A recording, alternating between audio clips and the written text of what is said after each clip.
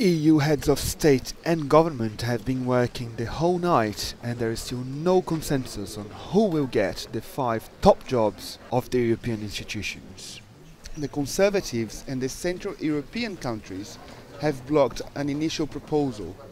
They do not want to see Socialist Frans Timmermans as the President of the European Commission. The Conservatives do not want to give up this very important position easily. I think it's fair to say there's a lot of opposition to the proposal that was made in Osaka.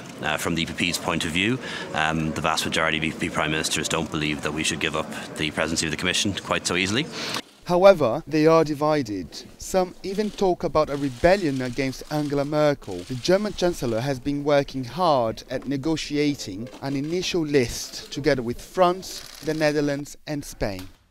Among the rebels was the Bulgarian Prime Minister Gojko Borisov, who finally left the summit to meet Frans Timmermans, which could mean the initial proposal is still alive.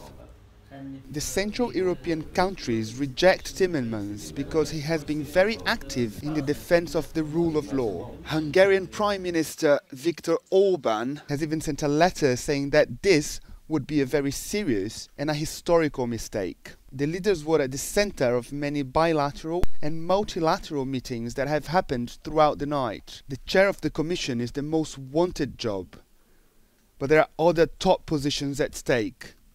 A liberal could get the Council and the European People's Party, the Parliament and diplomacy.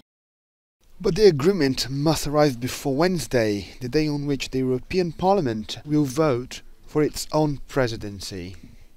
J. Marquez, Euronews. Well, our political editor Darren McCaffrey joins me now from Brussels. Darren, it's been a long night, all this manoeuvring, and they still don't seem to have come to an agreement. Are they going to keep on trying or are they going to give up?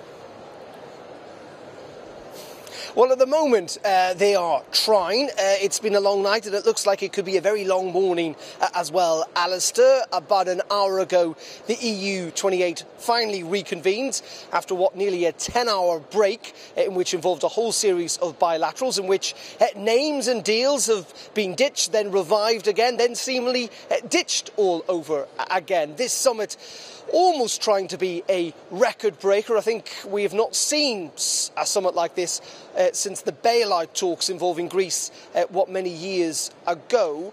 Ultimately, what we've seen is Angela Merkel come up with a plan that involved, we think, Frans Timmermans becoming the next Commission President, a socialist, outside, of course, of her EPP grouping. But in turn, the EPP in part of that deal would get their man, Manfred Weber, in as President of the European Parliament.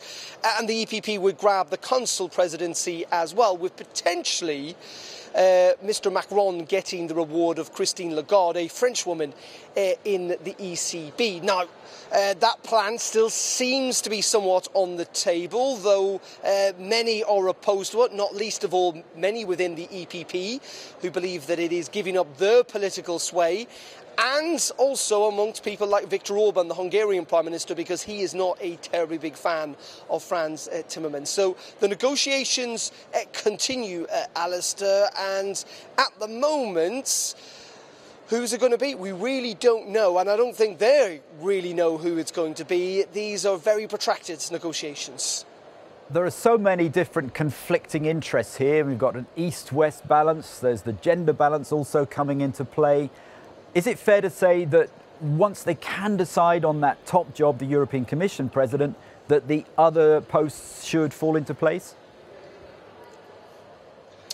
They should indeed, and one of the reasons that actually we're having this Council meeting today is because it's ahead of the European Parliament's convening in Strasbourg later this week. Now, they're due to elect their president on Wednesday, and the plan is, even if there is no decision today, Alistair, for that to go ahead. Why is that important?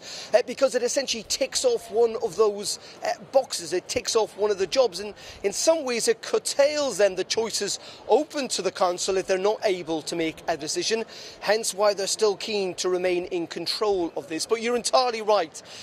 One of the big problems, one of the reasons it is so difficult is there are so many moving parts, so many factors to take into play. There is the political factors, of course, which grouping should get which jobs. The EPP is still the largest party. It feels that it should still retain some of the top jobs, but ultimately the centre-right and the right no longer have a majority inside the parliament, hence why Frans Timmermans might be that compromise candidate.